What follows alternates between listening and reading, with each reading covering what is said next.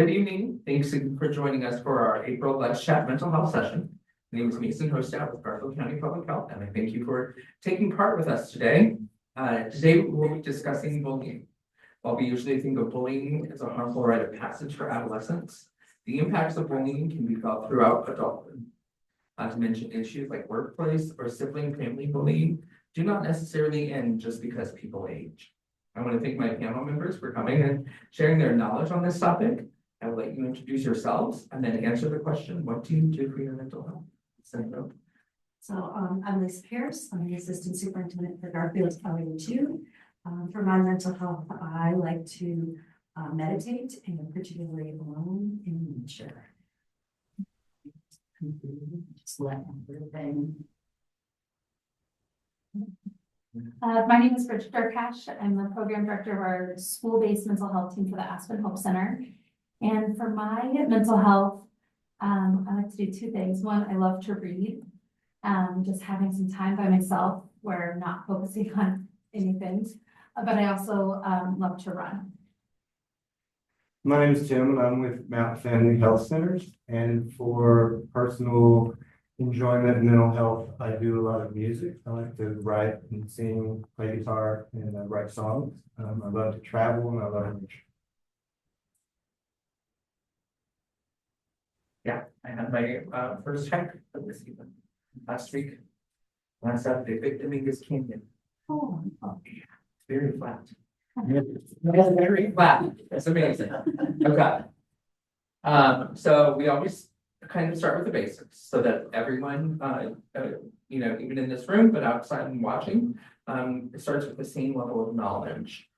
So let's just start at the top. What is bullying?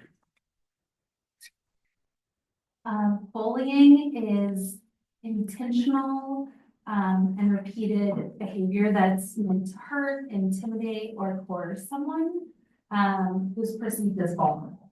That's how I would define it. What do you guys think? I'd add into that the imbalance of power that often happens with bullying. You did a good job. Intentional behavior, imbalance of power. So, does that necessarily mean that it's peer-to-peer? Does it, what kind of, I mean, to expand on those things, if we think about that and I like the imbalance of power because that gets into victim versus perpetrator, but, what is power in that situation? Well, I kind of believe that conflict, like normal conflict, not bullying, might be a root cause that leads into bullying if we don't resolve that conflict in a healthy, respectful way. And it just keeps building and building. So it's like a snowball effect. And so when there's conflict, there always, and it's unresolved, there seems to always be someone who comes out on top, who is the more powerful person, who is and that keeps going, right? And so I think that leads to bullying when the balance of power is shifted within a normal disagreement. And it happens over time. With that conflict piece. Often we hear children who will say, well, in fourth grade, they did da. And we kind of, well, come on, let it go. But if you follow that through, you can kind of see where the power starts to shift, and then it starts to move into the bullying. Disagreement. Unfortunately, too, a lot of times you see that the bullier, at one point they were young and they were getting bullied. And then it doesn't get resolved through conflict. And then later when they get bigger and have power, they start to exercise it more if it was shown to them. I think, it's important to know that bullying can happen peer-to-peer, it can happen with kids, but it can also happen with an adult to a peer. And the power balance, it could be a lot of different pieces. It could be sort of that physical size. Bigger, you're smaller, but it could also be a social piece. Cool, you're not cool. But it can also be sort of psychological as well with that power imbalance. And so it can happen within a family, it can happen at a workplace, it can happen in a school, but it can also happen, with a coach, for example, from an adult. It's true. So are there different types of bullying? Okay, I'm gonna let just go. Tell me what are we talking about?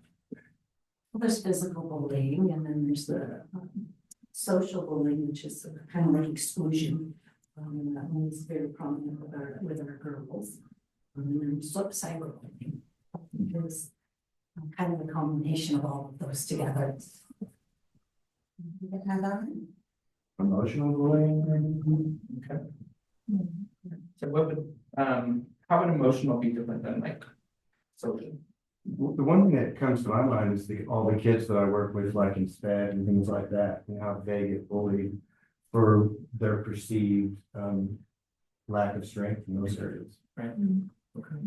I'm going to add into that lack of strength. Also, we talked about before we got started about that emotional intelligence that a lot of times our special needs population doesn't have the ability to read situations, and so then there are opportunities for those that have more power to step in. So I think, when we're thinking about bullying, oftentimes they're not isolated, right? We'll see physical bullying happening. That's also going on with verbal bullying, name calling, teasing, and then the social bullying, spreading rumors, exclusions, damaging someone's reputation. And then the cyberbullying is just a whole other thing. One of the things we started talking about with that cyberbullying, different than before. When you got off the bus from home before, it was done. You were with your family. And now it's not. With the cyber piece of it, it just keeps going. And so there's no escape from it, and there's no respite. And they can be even a little bit more cruel, and they can be a little bit anonymous with some of those cyber stuff. Yeah, and we see that a lot with the sort of fake names that they're coming up with. And so having that sort of I don't know, shield to protect them, because there is that no one knows who they are, or they're a made up person, that leads people to be more aggressive than if they were having to do their existing stuff. Yeah, I find the cyberbullying, what you said, to be such an interesting place.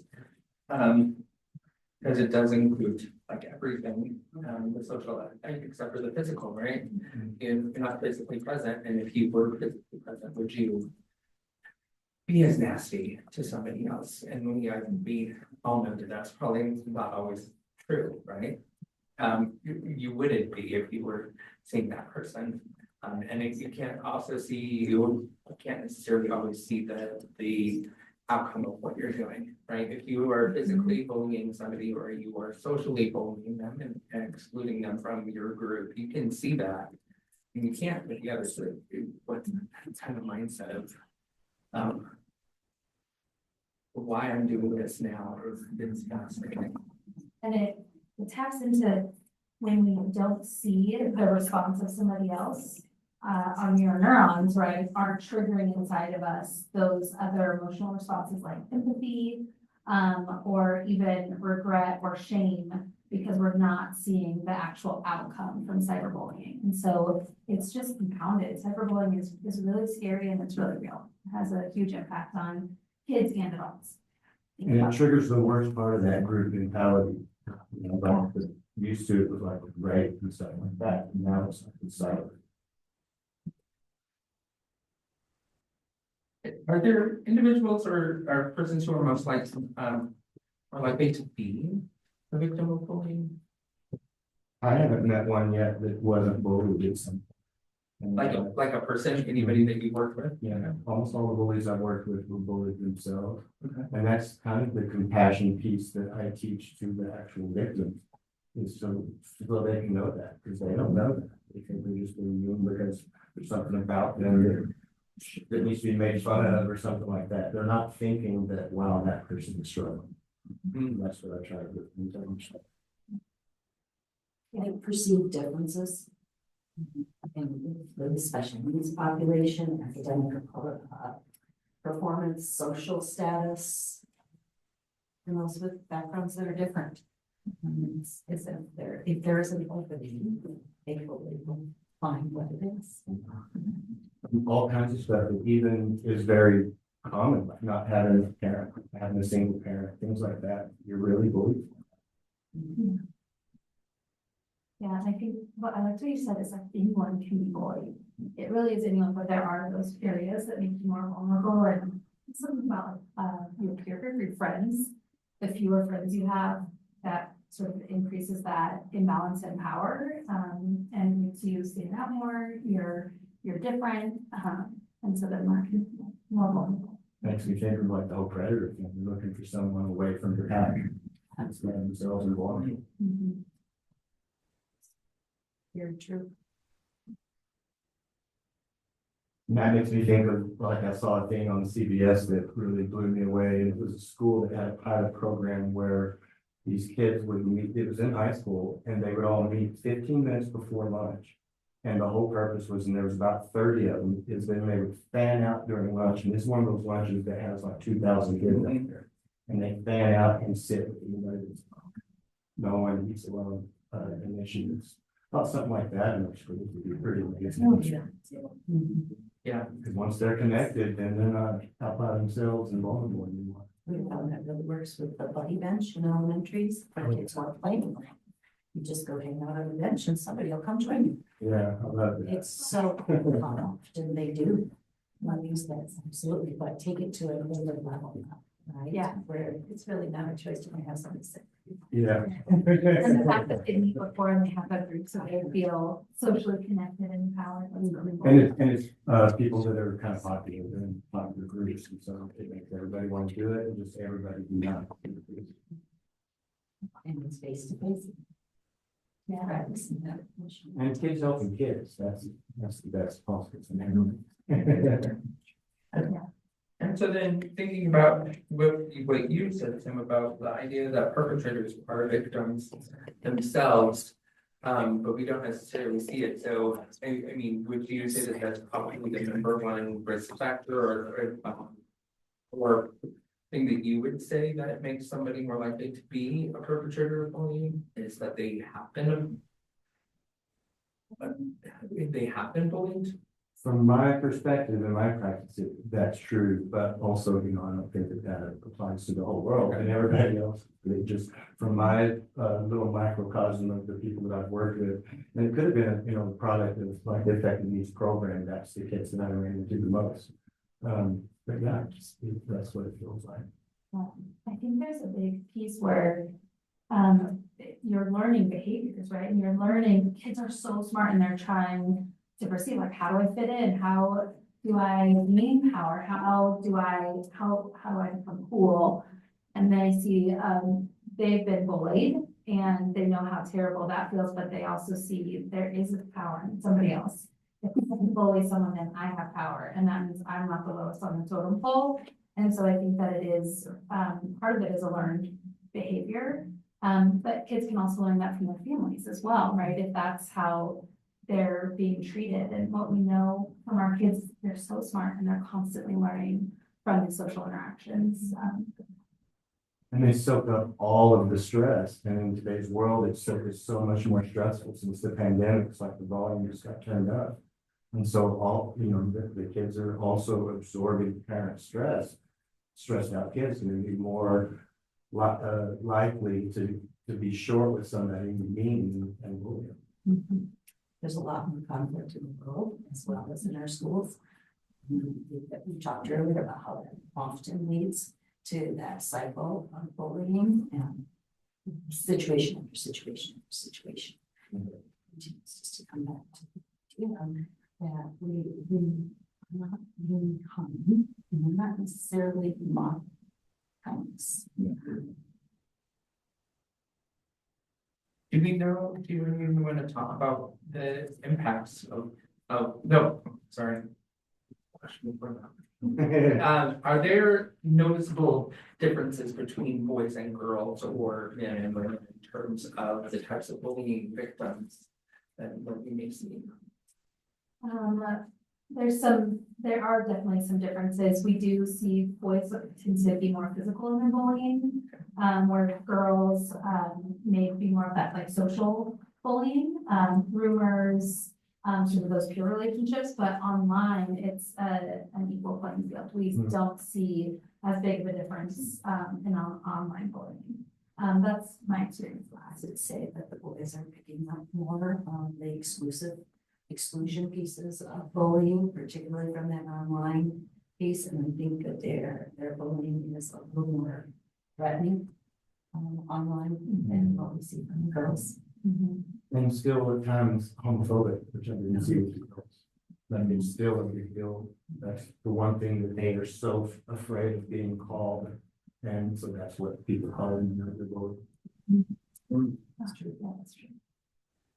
They find the place. One thing, Way to go, right? Yeah. Yeah, and so for kids that are bullied, one of the things, the first thing that I do is teach them to assert. And the assertive skills of looking people in the eye and being able to tell them what they're doing in the house. And all that, so that's sure how. yeah, I If wish you I, get assertiveness skills and it's hard to stop happening to that kid. yeah. So what do we know about the impacts of bullying? You know, on a person, in their emotional life, societal. Do we know of any long-term outcomes of people being bullied? Every single person gets a real time that they felt, and how it felt. I think a lot of people can also tell you the time they were as well. And trying to work through the both sides of that. Why as a child did I make those choices? And then I make these choices. And we can figure those pieces out and teach them, like that assertive piece, you know what, I'm gonna tell you, this is making you very bad. Yeah. And I'm gonna do it with authority. So that I'm changing that balance of power. I feel this, when you this, please this. Yes. Yeah, going back to the basics. Yeah. Yeah. Fill in the blanks. Yeah. And then role playing that with, so they feel confident doing Yeah, it so- themselves. And they can make the language feel their own. I think it depends on sort of the extent of the bullying that someone has experienced, and then also their support network. What we know is that the way that our families, our friends, or our teachers, community, the way that they support, really, that has a big impact on sort of the longer term impacts of bullying, which doesn't impact a lot, but some of those could be things like increased risk of depression, anxiety, low self-esteem, academic decline, for that sort of long-term, bullying that is really. Missing school, basically just withdrawing. High anxiety, I think is one of one of the biggest pieces of absenteeism in schools is that anxiety, and it's not always caused by bullying, but a lot of times you can run back to that. Yeah. It's one of the things that we ask when we're talking about attendance, when kids to school is, are there any conflicts? Are there any bullying things going on? To make sure we're addressing that piece of it. Yeah. It is a big deal, and the kids are a lot more anxious than we used to be. We've really seen that in our work with school age kids, the level of anxiety, even as low as elementary school, but from a clinical perspective, we're seeing anxiety present at a younger age. That's sort of more, it's sort of being considered like. No, I've lost my words for what exactly I'm trying to say, but in the elementary school, we are seeing sort of clinical levels of anxiety versus before we'd say, oh, they're anxious as sort of just terminology. And now we're saying, A little bit oh, of this is really impacting them not coming to school. They're not able to focus on their schoolwork. The impacts are much larger. We think about the idea of the continual conflicts, right? We have so many places where people are feeling that conflict at the conflict at the conflict. And not being able to regulate, like, even go over the where you were talking about the cyberbullying, but you know, if my whole life is filled with this conflict and this stress, And I absorb that, because I'm a kiddo, I'm a sponge, and I don't have a way to handle it, and my parents don't have a way to handle it. Then I've got no place to handle it, and, and then there's a place that I'm supposed to go to for 8 hours a day. 4 to 5 days a week isn't any better, yeah, nobody has any time to like come down, yeah. I think that's where the rules that this and that are. They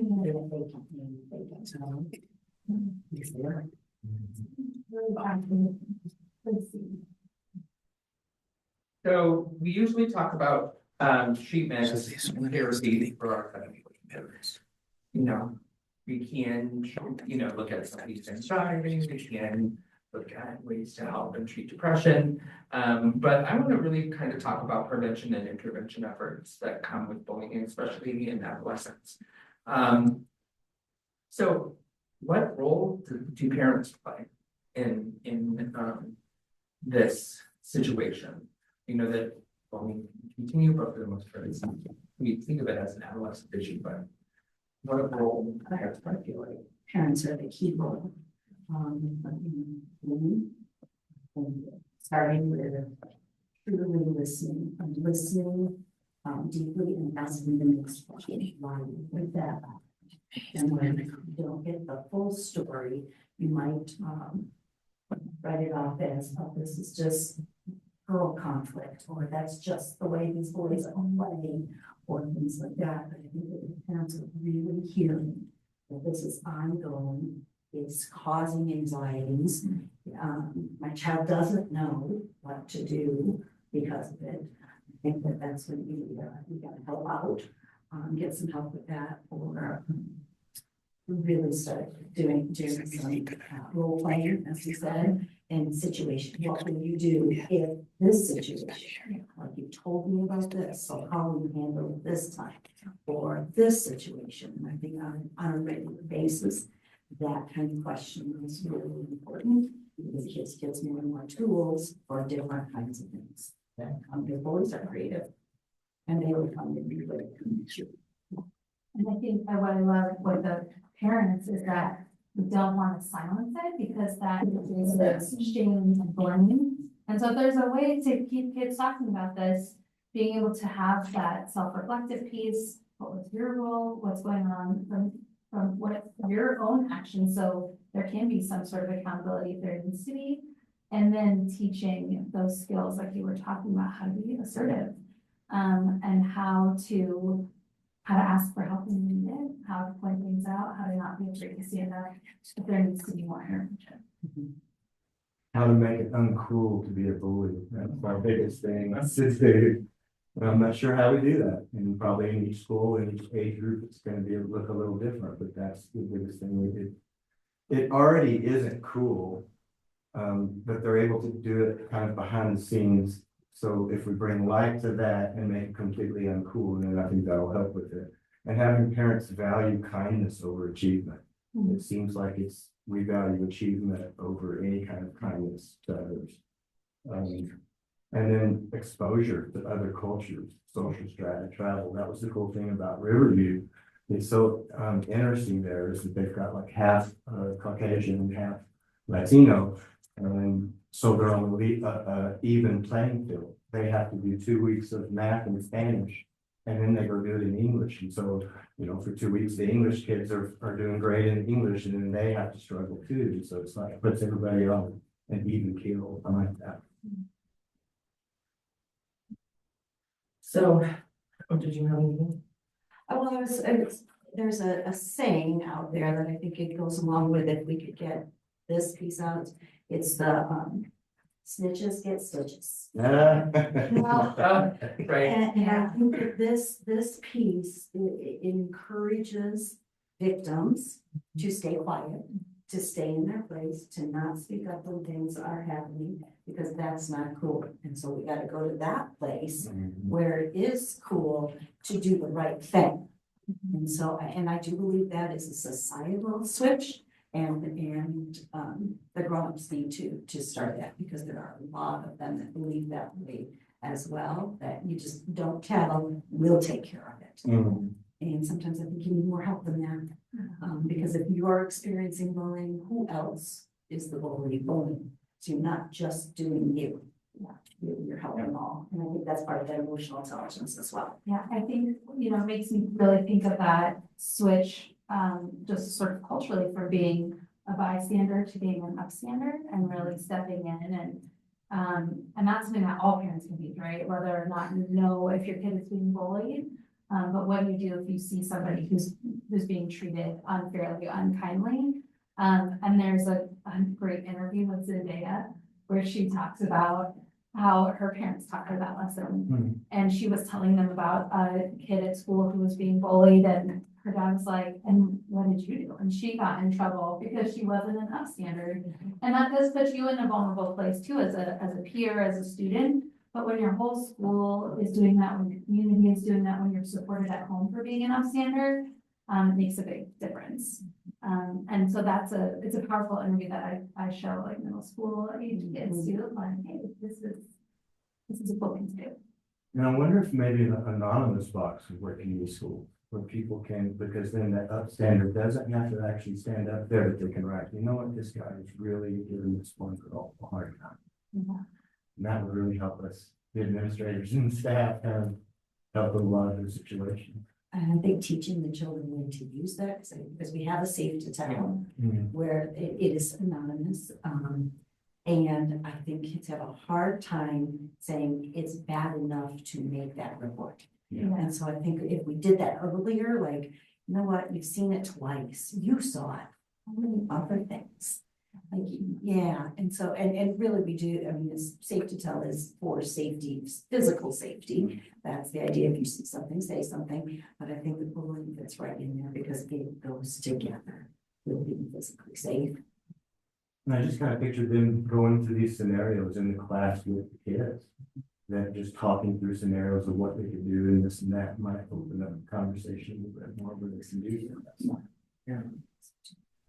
So, in light of the idea that this is a adolescent kind of situation, we used to have a very much the concept of, suck it up and you stand up against the bully. Does that work? No. It's a Okay. very outdated approach and what it does is it silences victims and then it just normalizes really harmful behavior. And it just prevents people from seeking help, right? Because they're internalizing, they're trying to suck it up, and then they just sort of keep enduring.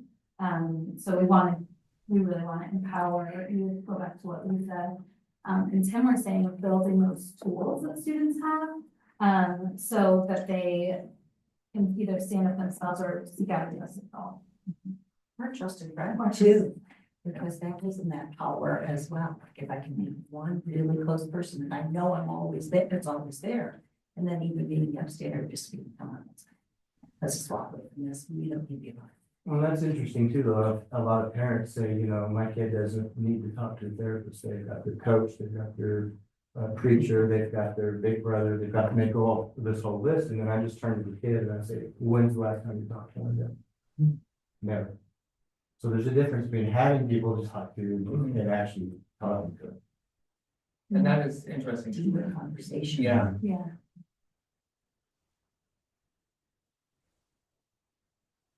So I like the idea of a difference between a trusted person and just.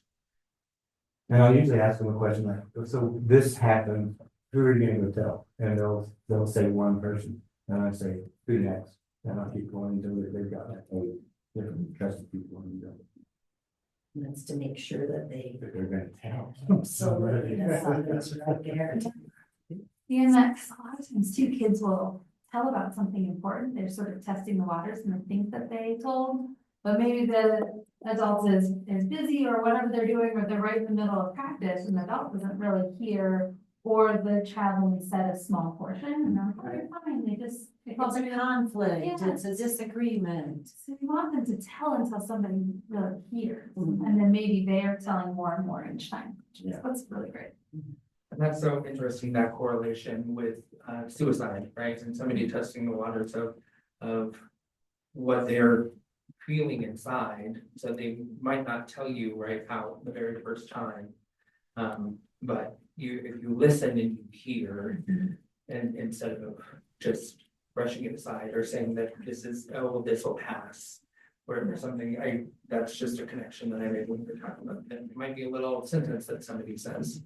That you're not. And then follow-up question.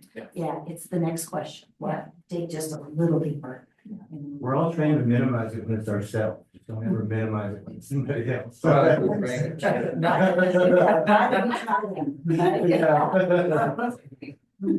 Except for those of us who catastrophize. I have a great sheet that I found on Therapist Day called the Catastrophizing. It's great if you want to look it up. It's a great therapist aid is great. Therapist aid is great. A lot of them focus on stuff. That's not a great Yeah. sheet. So what efforts are in place to prevent bullying? This will probably be a pretty good question for you, Lisa. So we've always had, the state of Colorado requires the schools have a bullying policy. We brought that back to the forefront with our strategic plan, and student wellness is one of our main pillars within that strategic plan. And bullying has risen to the top this year as the #1 thing we need to address. The policy was easy, and those are just words. Yeah. And now it is the implementation time and going into annual training for teachers to how to listen, how to ask the next questions, and then where to go next too. Because a lot of times it's so fast in the school day that they don't know that next step. We talked a lot about the idea of stopping, going a bit forward. It becomes that snowball, so the conflict resolution, the disagreements, not that bullying and most things are the same, they are not, and they should not be treated the same. But the smaller pieces of disagreements often lead to bigger pieces of bullying, and so recognizing that, and then practice. I think we have to practice within the schools and the kids need to hear each other practicing. Because once they hear that, then they can cue in, like, oh, I could use that strategy too. And so lots of our schools have morning meetings with the little ones. Middle schools have announcements where the teachers are giving some of that kind of information around, like, what would you do if? Try and talk to somebody in your room right now. So it's school body kind of things. So it will be another bigger movement again next year. It's never not been a movement. We just need to continue to train on it. Yeah. I think there's those social emotional learning, like we're talking about in those groups, those morning groups where you create time and space at the class to talk about it. And then what I've always loved is the peer mediation. I mean, schools are great at that because then it's building the capacity of all the kids in the school to be mediators and to normalize how can we solve problems and giving them the tools and the words to be able to solve problems as well. Sort of teach the teacher in the student. Yeah, absolutely. They're gonna be our next teachers anyway. Let's train them up. Well, Yes. and that was kind of the only piece I didn't hear from yours, that I would hope that somehow be able to get the students all involved. And to where it's them making it not cool to be a bully. And unfortunately, that means we gotta get the football team, we gotta get the cheerleaders, we need to get all of them and do some kind of events in these schools so they can make it look kind of really cool to be nice to everybody. And then maybe some of those initiatives like nobody eats alone at lunch and things like that. It's belonging. It is absolutely, if every child felt that they belonged at the school they go to, we would solve so many of those pieces. And so that's data that we collect, like who doesn't have a person. And so now let's figure out how do we go to that person and get them to, so, and we're small enough district, we can do that on a one-on-one basis to make sure no one sits alone. And we don't have to, a lot of times walking into school is really hard. We've had a hard day the day before, so walking with somebody else. Yeah, and maybe somebody has a caseload of the new kids, and then you've got a list, and you're checking in with them that whole semester, and making sure they're starting to make some connections and some friends, and not try to facilitate some connections. And belonging is such an important topic. It is almost, if you look at every single mental health issue, one of the things that will help, and one of the things that is negative, is whether you have a belonging, a sense of place in this world, you know, in the school, you know, within your family, within your job. And so trying to foster that at a younger age so that people have it is a really beautiful idea, because it is important for us. We need to feel we belong, that we have a place. So what should we do if a loved one is a victim of bullying? I think it goes back to the same thing you would do with anyone, but in the next question, listening to understand, encouraging them to sort of document as they go to, and thinking as people are older, if it's happening in the workplace or in other areas, and then reaching out for support. A lot of times we're not able to provide all the support that someone needs, so connecting them with a therapist or mental health services, I think that is really helpful when they can practice. They can do the one-on-one practicing skills. They can really talk and have something to do. Well, what I do have documented, and even possibly changes to take it, how often does this happen? Or in your day or in lunch, so that they're, because maybe it was just once. Yeah, and then they get perspective. Right? Yeah. Yeah, and so then we deal with that differently because the definition of bullying is different between. So we take that and we go forward, we take it 15 times in a 15-minute period, but okay, we gotta get bigger help. Yeah. So this is your perception of how often. Yeah.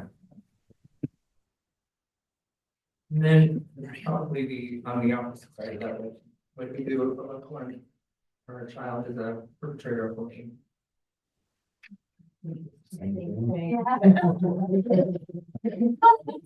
Don't worry, listen. Different Yeah. ingredients, but same thing. Approach with curiosity, ask the next question, try to understand the reasoning behind it. There's probably a deeper history there, reasoning why. A lot of times we've said that bullies have been bullied in the past. Exactly. So, and then we need to set clear expectations and clear guidelines. And we need to do that practice, the same thing of let's roll with this. What do we do when your feelings are hurt? What is the appropriate response that you can do? Or you're feeling like that, what is the appropriate response?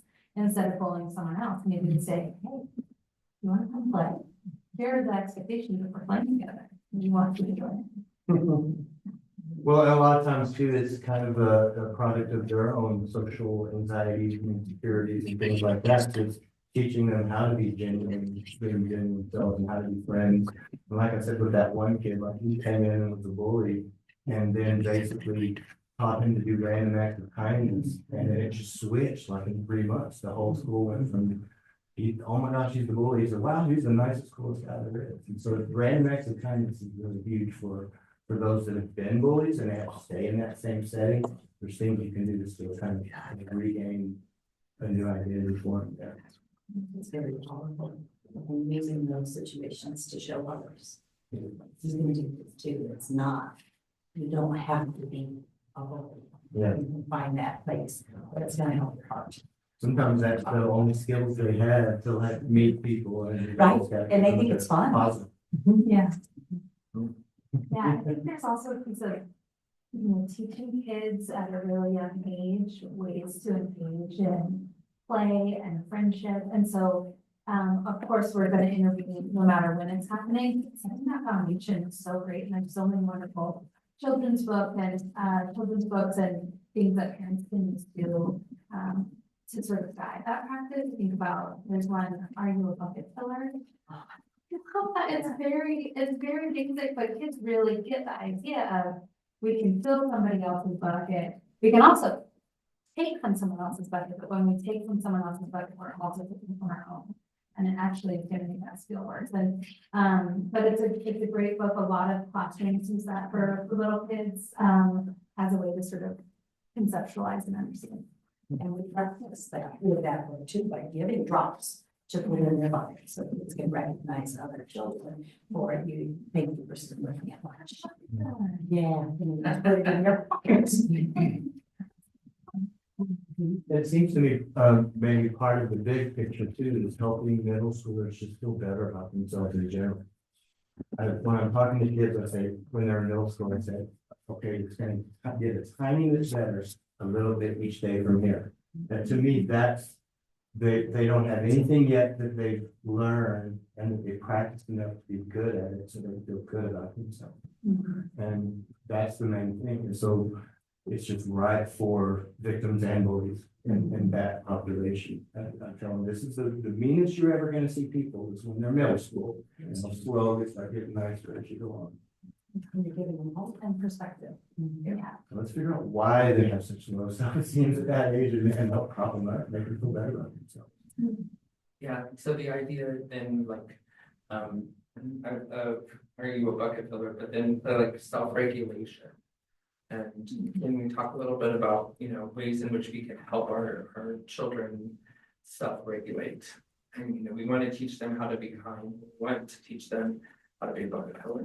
I like that concept a lot, but I think a lot of what I'm hearing is that, you know, we need to help them feel better about themselves, and so that's self-regulation, Yeah. right? How do I'm finally maybe people are either liking me or not liking me for external factors, but still inside, right? Because before middle school, you know, people are not necessarily developed or developing their, you know, physical attributes, and then all of a sudden they start, and that is a big change. So how do you help with self-regulation? I think it goes back to the basics of identifying emotions, what emotions are you feeling? That's always where I start, because a lot of times we may think that we understand our emotions, but we're not connected to our body. So trying to create that mind-body link of what am I actually feeling and why? And then emotions are so complex and we often aren't empathetic one. And so being able to differentiate, well, what's the difference between shame and guilt? Because they are really different, and those sort of internal wounds that we don't talk about can grow bigger. And so in middle school, for example, just talking to kids about the difference between some of these emotions that are similar but are different. What's the difference between feeling jealous of someone and feeling envious of someone? They're complex things, but there's a difference between the two. They have a different root cause.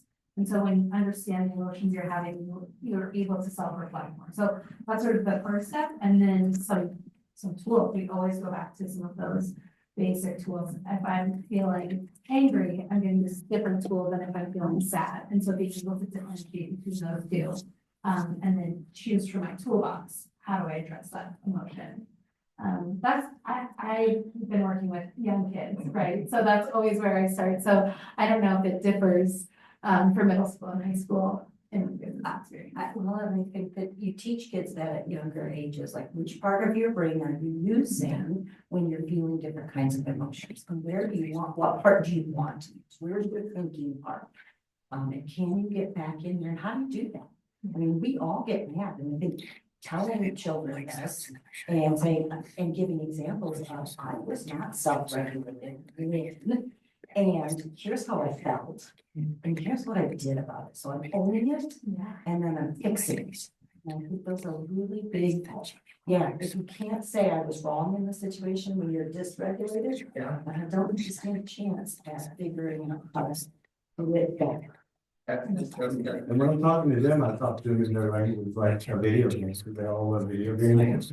And I say, you know how in your game you're going along and they're shooting at you and you're shooting at them, but then all of a sudden there'll be a big boulder and your bullets don't work and you go, oh my gosh, and you push pause and your toolbox comes down and you see the one you need and you trade it and you get the one you need, but then the rock immediately goes away. Now there's people shooting at you. Oh my gosh, and they push pause and it comes down and they trade it for. The thing is right now they don't have any tools. And so as therapists, we're just trying to add tools up there so that in those hard moments, they start having things that they can grab on and have options. Right. I think it's a great idea, this idea of to go back to the ways in which parents can really help. We can model the idea that I was, you know, if I can't say, can at least say, it did not get away. You know, because the parent may not be wrong for, you know, punishing a child or, you know, trying to, in part, some of that, you did something wrong. And, you know, I'm not wrong for making sure that you knew what you did was wrong, but maybe the ways in which I were interacting with you were not I okay. wish I had done yours. I'm not against it. Yeah. Yeah, I didn't use the right tool. I didn't use the right one down. And that also teaches self-reflection because you're modeling self-reflection for them. You could have handled that differently. Next time, I'll do this and I also need you, or whatever it is. And it's just a cycle. And you're know they're always watching, Oh, yeah. always. Nothing of that. Yeah. Yeah, Mhm. so we have about 15 minutes left. And we always end each session with a discussion around stigma. What can we as a community do, and this kind of goes back to, I mean, we can even just start saying it here. What can we do as a community to reduce bullying? Even amongst adults?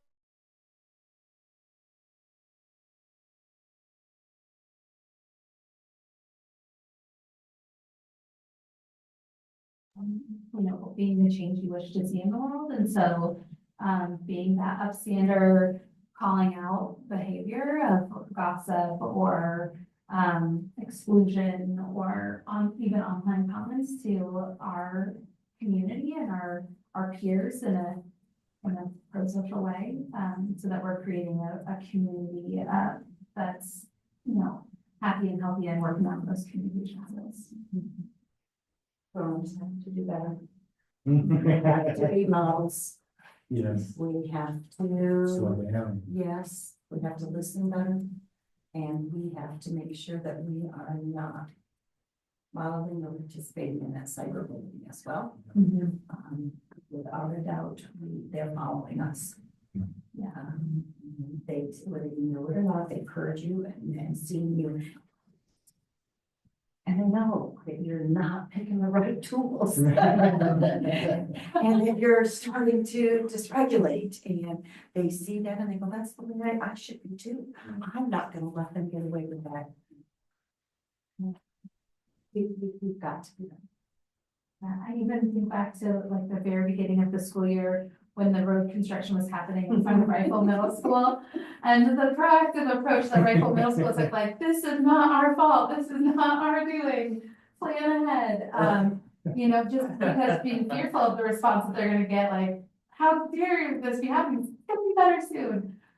But I just, you know, it does happen with adults too, our behavior, we need to do better. And then the other piece that was making me think about was just that normalizing being vulnerable.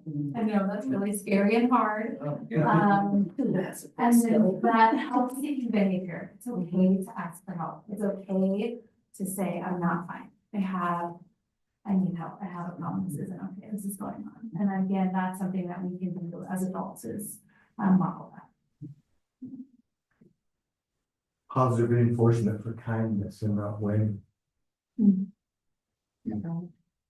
Like those videos, I just saw one today, like where there was a runner and it said, I bet this parent is super proud, and it was, they were in a race and they were on the same team, and one guy just was giving up and the other guy just put his arm on him and carried him all the way.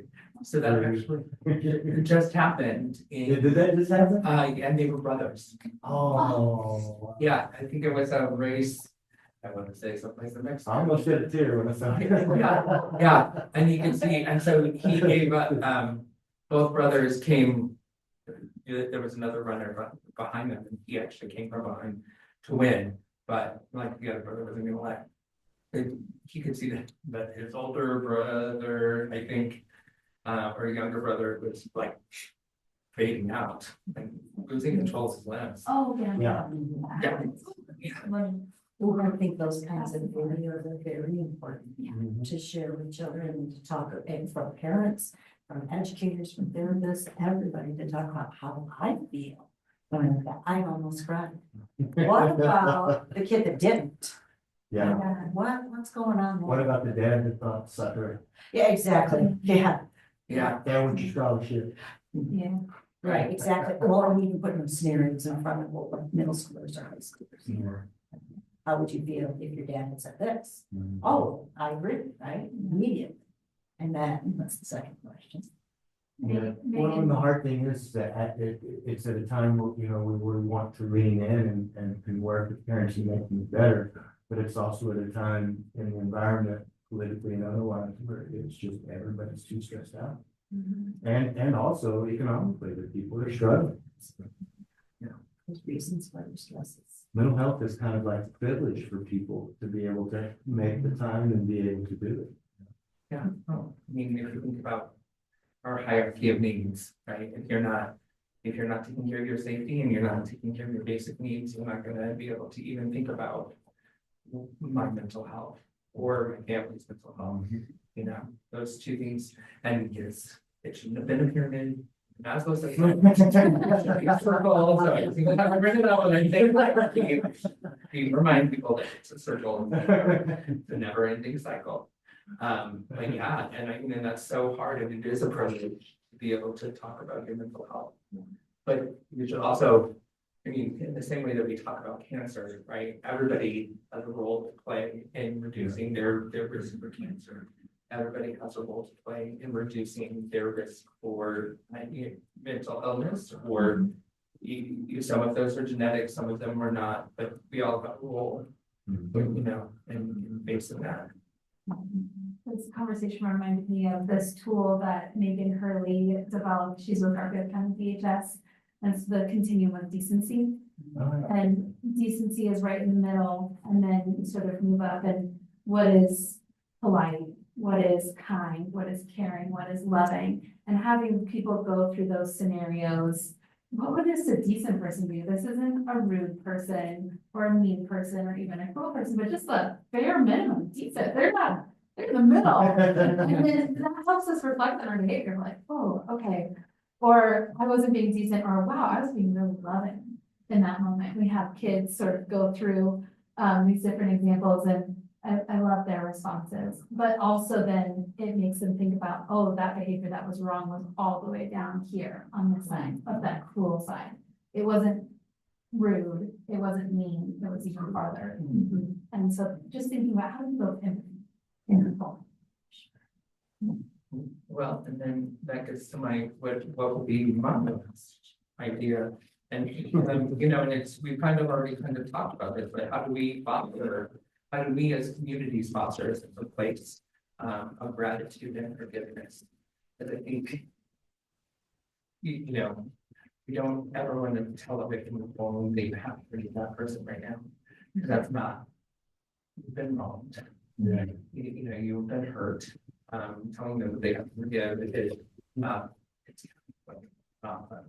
but how do we foster that, you know, especially in our micro communities, our schools, you know, we're a bit micro, but how do we expand that to our larger community as a whole?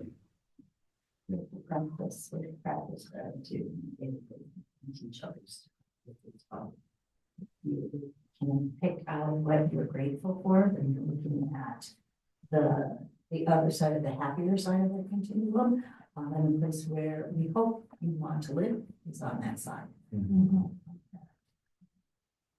With little kids, it's no longer the question that when you come home from school is not what you're learning today. What was the best part of your day? And so you're starting to capitalize on that positivity, because something good happened. And then, you know, it's like to ask the other question too. That was really hard. What did you struggle with? But if you were going back and forth in those kind of conversations, and you don't say nothing is not an answer. Right. Like, Yeah. are you learning about? No, you don't. Yes, you did. Yeah. But there is something good, and there is something that was hard, and let's talk about that, having these conversations on a regular basis. And if you can do it daily, great. If it's just once on the weekend, that's great too. Yeah. Get started on practice. I really like that, and I just go back to that gratitude piece where that is just such a foundational skill that families can bring into their practice too. What's something that you're grateful for, and just the research on having a gratitude practice is so huge on how it shifts your whole perspective, and it also changes your physical health. We just see huge, areas of growth from that. And I just think as a community, we all want to live in a place where we have that sense of belonging. And so I'm trying to figure out, how do I treat other people the way I want?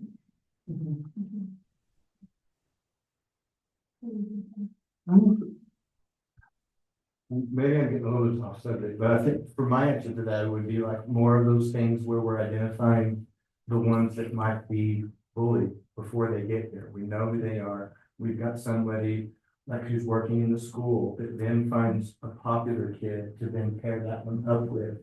And then just to make those transitions a lot easier for people. And for some reason, the way the question came to me was that my answer was going to be that I talked to the victims about who these bullies are and what they've gone through, the ones that I've worked with. These are the things that I know about them. And it helps the victims to know that, oh, they're not just being mean. Oh, this kid is also something bad has happened to them. Yeah. And the victims, it's much easier to get them to have compassion for the bully than it is the other way around. Yeah. But then of course, just doing the same work with the bully, I don't know how really to label it other than humbling. It's a little bit of a humbling experience. The whole gamut of your therapy service with that kid is just to kind of humble them and have them be connected to people. Because also that's part of it, is they're not connected, and that's why they're acting that way. And so it's figuring out what it is that's hurting them and getting them connected. And like I said, with that one guy, then actually telling them still, hey, I want you to go get these things and I want you to give them away to people. And then slowly but surely they can turn it time. And I don't know if you picked up on it, but your bullies feel that they don't have a sense of place. So the idea that they are operating from a place that they do not have a sense of belonging. You know, it's very interesting because. Changes the dynamic when they come to the office. Right. Yeah. Yeah, so I practice gratitude. Absolutely. And then at least a couple of times a week, I do a loving kindness meditation. If you've never done one, they're really great, especially if you're angry. Because it gives you a moment to say, okay, why am I still in loving kindness? Still in loving kindness. That's so great. That's really It is. powerful. Yeah, it is. And that's how you start to build forgiveness. You don't even know you're doing it because you're so angry, but you're Yeah. giving it out there. I'm getting it now. Yeah. So do we have any questions or anything online? Does anybody have any comments or anything? No? We're still waiting on those. Okay. Okay, well, we'll leave those for those to come in a little bit. I want to thank my panelists for being here and taking time to share with us, and you all around the audience. I want to thank the library and the staff for giving us space and running the logistics and wanting to be part of this continuing project. I'm excited about next month. We will be discussing equine assisted therapy. Yes, this is horses and goats and bunnies. I don't think we'll have animals in the room. Don't say that. How about that video? The libraries are pet friendly, so if anybody wants to bring at least their dog with them, Service we're goat. okay. Yeah, so thank you so much. We will see you May 27th from 5 to 6 p.m. at the Glenwood Springs Library. Good night. Thank you.